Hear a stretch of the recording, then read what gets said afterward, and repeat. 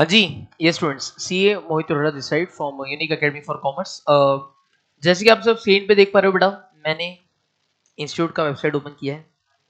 Institute के websites मैंने आपको बस फोटोज दिखाने के लिए ओपन नहीं किए, but as you can see बेटा, यहाँ पर जब आप नोटिफिकेशन टैब में जाओगे,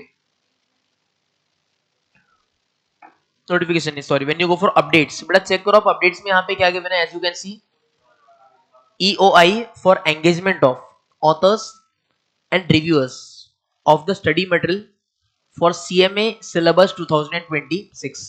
जैसे कि आप सबको पता है कि पहले 2016 सिलेबस हुआ करता, then the syllabus was updated in the year 2022।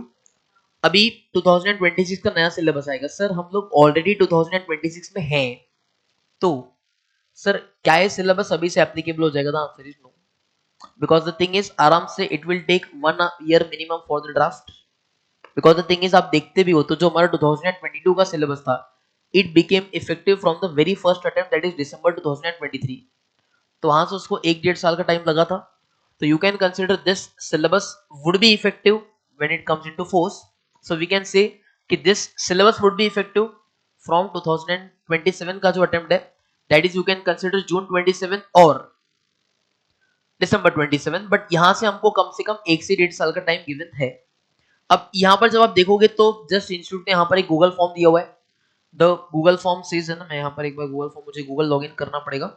एक सेकेंड ना, एक सेकेंड, ठीक है। यस, बट यहाँ पर एक गूगल फॉर्म गिवन है, that is directorate of studies for engagement of authors. यहाँ पर दैट जस्ट फॉर्म की अगर कोई अप्लाई करना चाहता है ना, ध्यान दोगे, तो फॉर्म किस चीज के लिए?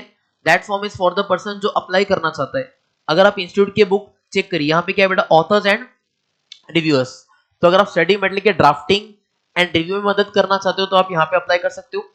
यहाँ पर as I can see form में आपको बहुत सारी चीजें फिल करनी है, जैसे ईमेल आईडी, सैल्यूटेशन अगर आपको कोई है, अगर आपके पास कोई डिग्री आप वो शो करोगे, नेम फिल करना है, एज फिल करना है, मोबाइल नंबर फिल करना है, जेंडर फिल करना है, एड्रेस फिल करना है, सिटी फिल करनी है, स्टेट फिल करना है, पिन कोड फिल करना है। उसके बाद एप्लीकेशन फॉर, आप अप्लाई ऑथर के लिए कर रहे हो, रिव्यूअरशिप के लिए कर रहे हो, वो करना है। अगर आप एक क्वालिफाइड सीएमए हो तो सीएमए का मेंबरशिप नंबर डालना है। एकेडमिक क्वालिफिकेशन, प्रोफेशनल क्वालिफिकेशन क्या है, do you have any teaching experience, आपके पास एकेडमिक एक्सपीरियंस है क्या, इंडस्ट्री एक्सपीरियंस है क्या, ऑथरशिप एक्सपीरियंस है क्या।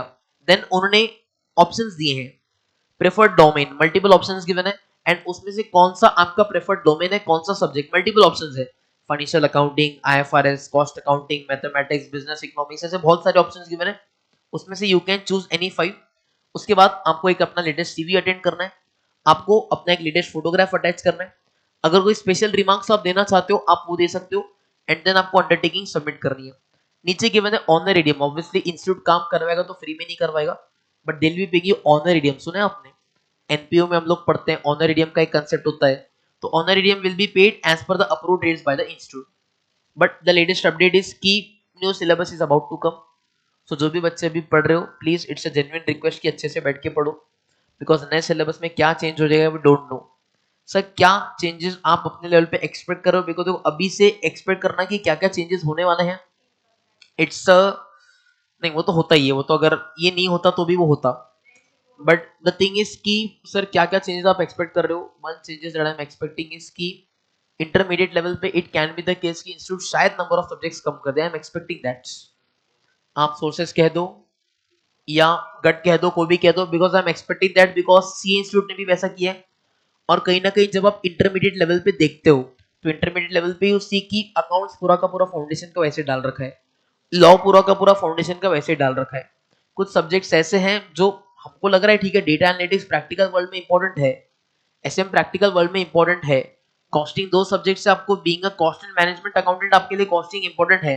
बट लेकिन अगर इंस्टीट्यूट स्मार्टली इस सिलेबस को काम करे, रीस्ट्रक्चरिंग करे, तो सेम एज सीए इंस्टीट्यूट, क्या ये लोग भी नंबर ऑफ पेपर्स कम कर सकते हैं? यस। तो you can expect the patterns, जैसे क्या क्या आप एक्सपेक्ट कर सकते हो? यू कैन सी की सीए और सीएस की जो एंट्री लेवल एग्जामिनेशन होती है वो साल में 3 बार कंडक्ट होती है। They can also come to 3 times या 4 टाइम्स कर सकते हैं, बिकॉज इंस्टीट्यूट लेवल पे उसकी वजह से नंबर ऑफ एडमिशन भी बढ़ेंगे।